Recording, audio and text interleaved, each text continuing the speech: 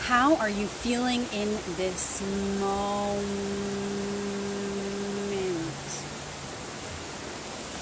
Woo, woo, woo. I'm feeling like my heart is doing this. I've been feeling that a lot lately, and I've been hearing from a lot of my friends and family that they're feeling that too. So it's really exciting to see that fire reflected everywhere, that passion, that ignited spirit. I see it everywhere, and you only see what you are, so it all comes back to the self, you know. And I'm just grateful to be on this ride with all of you. So I'm sitting right outside my home right now in this beautiful, blessed place that we call Sedona, Arizona. Absolutely amazing that I live here. And I'm so grateful that everyone else in the community feels this too. It creates such a cycle of gratitude and respect, and that cycle is reflected in the beauty within the people who live here, as well as our surroundings and the nature beings, the elementals. It's just so alive with magic here. I really love it. Feel very blessed. Love my community. Shout out to Sedonians! But I love my unity, the ultimate community that we're all a part of. That is first and foremost. That is everything and everyone is one. I love community in general. It's everything. So I just wanted to get on and talk about something before the sun sets. I wanted to talk about how it is now time to accept our nature as instruments for divine communication. Yes, sometimes our communication, seems that it could be used for higher things, right? It seems like for many years, for hundreds and hundreds of years, we as a species have used words in many foolish ways, in very destructive ways, and that's all for perfect. It's all fine. It's all perfect. There's no way that anything can be anything other than perfect. Nothing can be anything other than perfect, because it is all a reflection of the divine order, of which is inescapable. It's at the core of our nature. It's where we come from. It's the fields in which we move through and upon. So we can't be out of that divine alignment ever. But we have misused, words from one perspective, and on another, it was all a part of getting to this point where we're at right now. Of understanding that each and every one of us has the ability to be the vessel for divine communication to come through us. We all have this ability, and there are just some folks who are a little more in tune with that right now because they're showing the way. It's happening in a very particular order, of which we don't even need to be aware of or consider, because if we're just being present, then that's just taking us out of the present to think of any sort of order, or when am I going to awaken, or is this person more awakened than me, or because they can do this, or is this person less awakened because they can't do that. It doesn't matter. Higher power is not concerned with this. It doesn't work in that way. It's beyond this little lifetime. It's everything. It has its roots and source, and the way in which it's unfolding is so divine and so aligned with the highest source that we can never even touch that. We couldn't begin to even consider making a better plan than that of the divines. It's silly to think that we ever could. So we may as well relax into the way that things are unfolding just as they are unfolding, because again, nothing is under our control, but everything is under our control as one together, reflected in the dimension where our source resides, where we come from. In that dimension, yes. So going back to the topic, how can we be these vessels for divine communication to come through? All we need to do is be present. Children are often vessels for divine communication to come through, most consistently, more consistently than any other age, but that's going to begin to shift. But up until this present moment, children have been the ones to most consistently embody this, and once we all activate that inner child and stay in that space, then we will be able to sustain that seemingly child-like behavior, because it's really about the divine child, not just the actual age child. We're really ending old programs about what we thought or think age is or was. The aging process, which I have a lot to share about that, you guys. I've been journaling about that a lot, and I'm really excited to share that with you guys. That's probably going to be one of my next topics, so if you're into what I'm talking about right now, please stay tuned. I'd love to hear your feedback when we get to that point. And so children have been the ones that have been the more consistent vessels for divine communication to come through, because even a child can understand the deepest wisdom. What is the deepest wisdom, Rebecca? Tell me more about this. The root of the all is the greatest wisdom, and it is one. This is the greatest piece of wisdom, that everything is this one. Everything is one. One. There is only one. The root, the point, the infinite depths of that point, but it's a point. So that is it. That is all wisdom, that everything is one. And even a child can understand this because it's very simple. All you need to remember is one. And if you're Jewish or you're raised Jewish, then you know about, or maybe just if you like to study or you had a Jewish friend, but I'm speaking to Jewish people because you'll know right away what I'm talking about when I bring up the Shema Yisrael prayer. What is this prayer? What is it about? It's really just a remembrance of our oneness and making sure that we always consider this first and foremost, that it's everything. It should be at the forefront of our mind always, always. And to tell your children and make sure that they tell their children, and to pass it down so that if we rest in this awareness and knowingness of our source always, and we act from that place, we will receive abundance and reflection of our awareness of our truest nature as abundant beings. It's our birthright. And on the contrary, if we don't remember it, that will be reflected in our lands and in the deprivation and in the endangerment of so many species, and the disappearance of our resources, our precious natural resources. So that's the thing. So long as we remember our connectivity, then everything will flourish. That's all we need to do. So again, a child can understand this. Yes, even a child can understand this. If a child can't understand it, it could be great information, but it won't absolutely necessarily be necessary and relevant. And so a child could understand it. Everything is one. So that's all we need to know to be these vessels for divine communication. The one thing we are to remember is that everything is connected, and just be present with that. You remember it, and that brings you into your body in such a way that it really locks all of your bodies in. It brings in not just, it brings your spirit into your body, almost like a heaven and earth kind of a combination in effect. It's like the Merkaba, if you know what that is. If not, you can look it up. Merkaba. It's a light vehicle that your body supposedly turns into when you activate yourself in a certain way. There are many different methods to do this, in subtle ways and in really big ways. So that's just a little side note there. But what happens is when you just be present, you remember your oneness, it calls you into your body, you have this sort of activation, and then all you need to do is just breathe and enjoy the ride and be present with the mission. Be present with the present moment, just breathe into it. And when you do that consistently, everything falls into place. So of course you will be a vessel for divine communication, because all of your energies in all of your bodies in all dimensions will align with the highest unfolding for our good as one unit. And so you wouldn't need to even worry then about how to be the vessel for divine communication, because you become the vessel for divine communication through all chakras. You become the vessel for divine receiving and transmitting through all chakras. So, for example, you become the vessel for divine communication as far as the word, but also as far as divine communication, and you're embodying that spirit, and you're divinely communicating as a transmitter your spirit to another spirit. So it's even in love and relationships. We become the divine communicator in every way, the vessel for that communication in every way.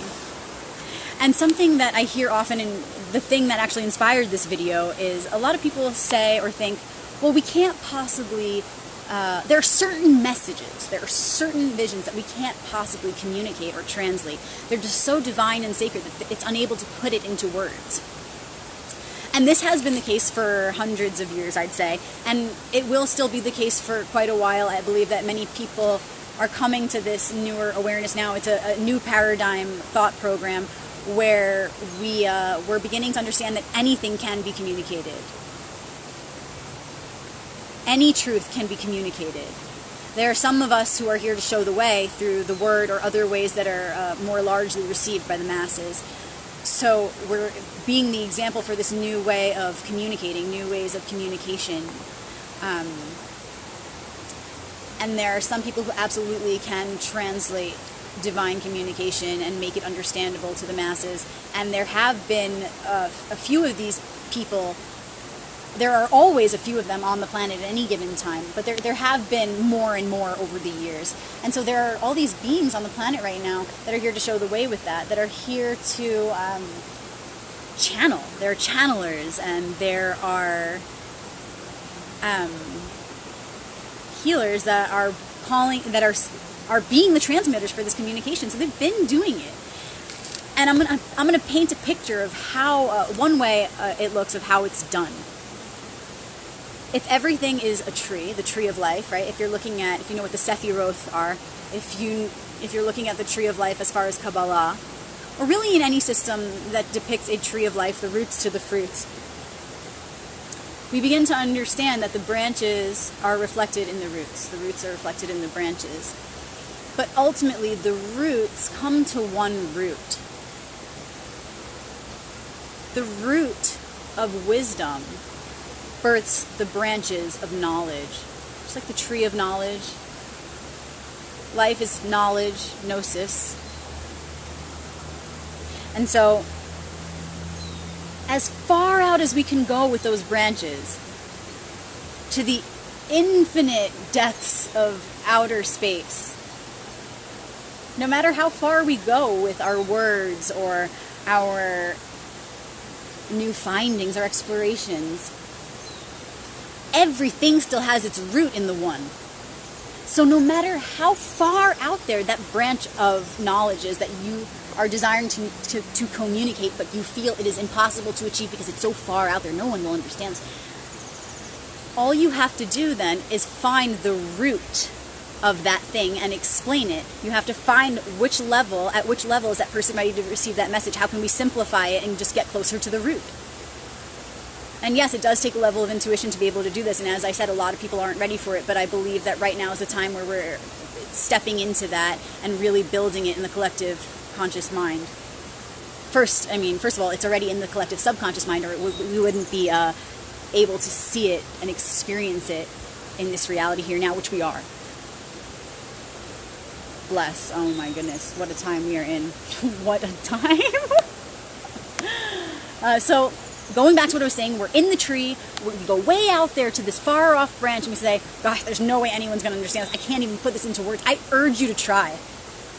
I urge you. I don't just invite you. I urge you to, because what happens is so magical, and I truly believe that this is a way that is going to become mainstream. And it's going to take some time, but it's already happening. I urge you to try. Just try to explain. The more you focus on not being able to explain it, the more you envision not being able to do that, even if for a moment you're taking the power away from yourself. You're laying down your sword. Instead of speaking your truth, that's what the sword represents, is speaking your truth. Instead of holding that sword up and speaking it, you're laying it down. You're saying, no, it's not for me. No, it's not for me. I can't do that. I'm incapable. Let me ask you something. If you sat here and I asked you, make a list of things that you're not capable of doing, what would you say? What would you say? Would you feel pressured to? I feel like if it's sitting in front of somebody who asks, that's intimidating. Maybe that intimidation would cause you to really be present with that thought for a moment, and maybe say, hey, I don't want to really say I'm incapable of anything. I want to say that I'm capable of everything. And I can assure you that my presence alone will demand that you think that way, because I believe in you enough for the both of us. And I know that if we sat together, we would no doubt be in that field where we both know that everything is possible and we are fully capable beings. Our potential is infinite, limitless. So remember that. And when you feel you want to communicate something on a spiritual level, no matter how far out the branches are, right? Or just something that you feel is your truth that you need to get out, I urge you to please speak up, activate this center here. Speak up, get it out. It's always for a reason. Trust it. Always for a reason. Very important right now. This is a huge theme. Speaking up. You're healing the one when you do this. You must know this. So I urge you to attempt. I urge you to just give it a shot. Stop worrying about how it's going to sound or if you'll even be able to explain it. If anything, you should be sitting there closing your eyes and thinking, this is how it's going to look when it's received. Correct? This is the new way of thinking.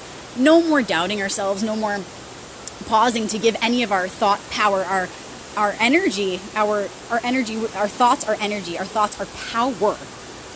So no longer are we going to pause for even one moment to misuse that power and to give it up and to lay our sword down and say, nah, I can't do that. No, BS. You can. It's time to speak up. So we're picturing, like I was saying a moment ago, the tree of life, the Sephirot or Sephiroth. And I wish I had a picture of it to show you guys right now, but if you look it up, it's the the Kabbalah tree of life. And it looks like it has the chakras. I wish I had a picture to show you. It looks like a tree, you guys. It looks like a tree and the chakras and the way in which the energy flows, though, is very interesting. It's like a lightning bolt. I urge you to look it up and tell me what activations you feel from just setting your eyes upon it at such an auspicious time that we're in right now, is today. Today, specifically. Yesterday and today, very powerful days. I mean, it's just been building and building, but there's a portal that we're in right now, you guys. And the full moon is coming on Sunday, so it's very exciting. But going back to that tree, okay, so you look the tree up. Many of you already know this tree, so I'll be able to paint the picture pretty clearly right now. So see that tree in your mind's eye. That is at the root of our being. It is reflected in every one of our cells. Visible and non-visible energies all around us have this at the foundation. It's the template. And we can use this as a guide to be able to communicate those messages that for so long we might have felt unable to communicate, or we were in disbelief could be even translated onto this earthly realm. Yes, believe the earth is deserving of such messages. How can you pray for peace and healing and messages of peace and healing when a part of you deep down, a really big part of you, and I'm talking to you as in the one you that we're all a part of, deep down we have programs that conflict with this. We have programs that contradict this. We're saying, please send me messages of hope and healing, but some part of us is acting like we don't believe it. We don't believe that can happen. No, such sacred messages can't touch this earth. This earth is sacred land. This earth is sacred land. The earth element is a key just as much as any of the other elements. Of course, you can't have one without the other. Divine marriage of the mother and the father, the mother and the father, the brother, mother, sister, father, lover. Truly, unity is happening right now, you guys, and we're at a time of this portal, like I said, so it's a very auspicious time. So call upon those energies to activate you right now in the understanding of what it is that I've been communicating in this video.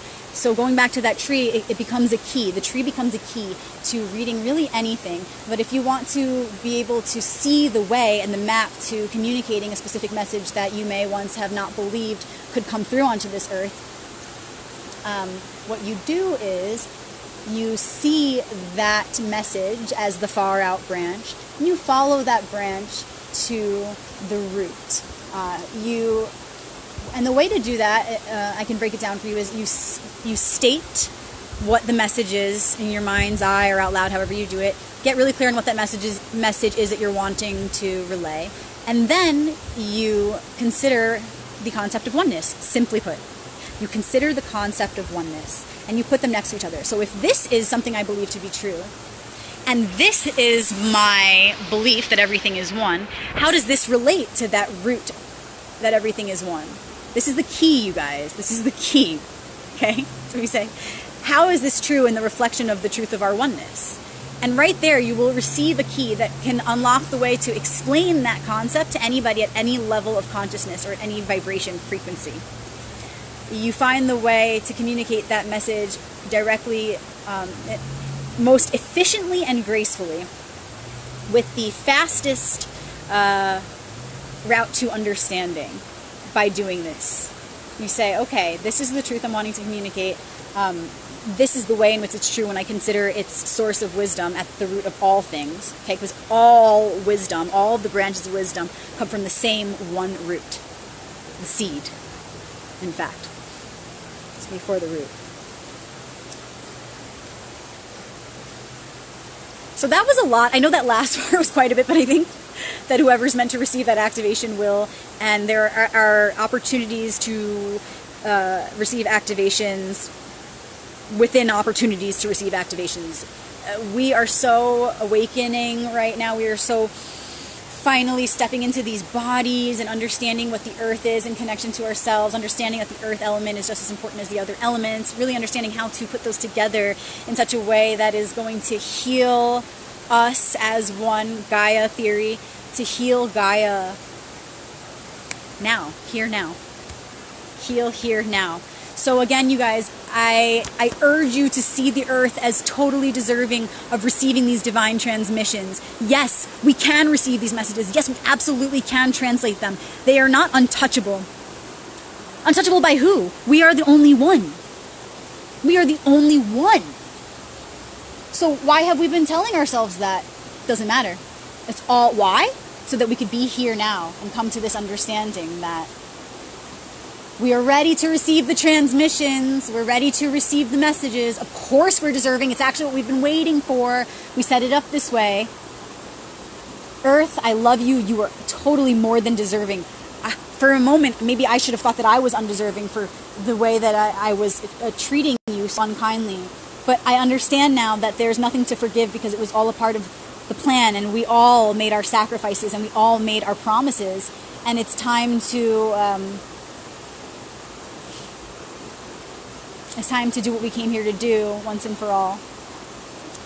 And to see the results of all of the hard work over all of the years and all of the lifetimes. It's here now. So Earth, yes. You, we as one are worthy and are ready of receiving divine transmissions in a way that is so clear and understood. We're asking for it. We're begging for it. We're saying we're ready. So when it comes here, we're going to hear it and we're going to receive it because the teacher appears when the student is ready. And we're asking, and when we receive, we're going to remember this asking because it's going to happen fast with all of our power doing this and really all of the belief. It's upon us now and it's coming. And as it comes in, right here, right now, we're receiving the transmission. I hear you loud and clear. I'm receiving. Therefore, the most efficient and graceful unfolding of our evolution is and will continue to taking place, and will continue to take place.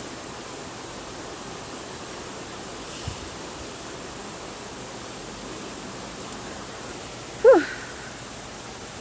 And you know what? With that said, I'm going to end now, but I'm going to read the Chocolatry Vision statement that's on my shirt, okay? I work today, so I'm still in my shirt. Okay? Okay. We see a world of natural beauty where every child is born into a domain with clean air, pure water, and their very own garden, growing fresh foods in a splendid paradise. Thank you for nurturing this vision. Oh, I'm so grateful. And I'm going to leave you with one last thing after that reading of the vision statement, our one vision statement. Thank you, Chocolatry, for being in alignment with that. So blessed, so blessed. I'm just going to leave you with this vision, okay? A picture that goes along with it. Lush lands, abundant everywhere. New lands that you've never seen, that I've never seen, we've never seen, have never been. We call it in. We rise them up. We are that land. But still, even though we are it and we're expecting it and that's why it'll be so, we're still so breathtaking and awe-inspired because we're holding that space in our hearts for the divine mysteries unfolding. We are not just the initiators, we are humbly the initiated. So we will see new lands, lush, abundant, peace, understanding, clarity, efficiency, and because of this, grace. No more crisis, no more pain, easy going, abundance.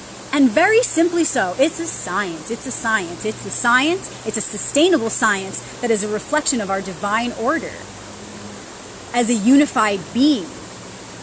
This sustainable science that we can observe in simply just being the philosopher, watching ourselves and our lives unfolding. This sustainable science at the root of who we are and all of existence is the key. And it's easy. So it's going to be very seamless as we step into this new awareness. So gracefully, like, oh, of course, yeah. Of course this is how it should be. Of course this is how it is now. We're not even going to stop to really acknowledge it. And that's a big, that's actually, I made a video about that I'm going to share with you guys. I filmed it in Hawaii at the waterfall, the Wailele. It's a big theme right now. It's really pausing and remembering, you know, how we got from A to B. We're constantly crossing bridges, and then all of a sudden we're on this other side, and we're like, wow, like I love my life, I'm feeling so good, and then we get a reminder of the past, not in a bad way, but like, whoa, wow, shoot, look how far I've come. Rather than having those moments are great too, but rather than only having those moments, let's remember along the way that each moment has the opportunity. Within each moment lies the opportunity for us to feel that excitement and pat ourselves on the back and remember to say, wow, look where I came from, look where I am. And in acknowledging that in those moments, it's not just, oh wow, I'm great. It's like, wow, I'm honoring the self. Just like you would a best friend or a lover, sister, mother, father, brother, paying that honor and respect to them, you do that to yourself, and that's one way we can do that. So again, the vision statement, the vision, lush lands abundant as a natural result of just embodying our most authentic selves. Just being here now, being present and breathing into that. That's all we need to do. And that's totally a summary of everything right there. And that is how I started off this video, so that's how I'll end it. Many blessings to you all. I am so grateful to be here now with you on this mission. Aloha, ke akua. Mahalo.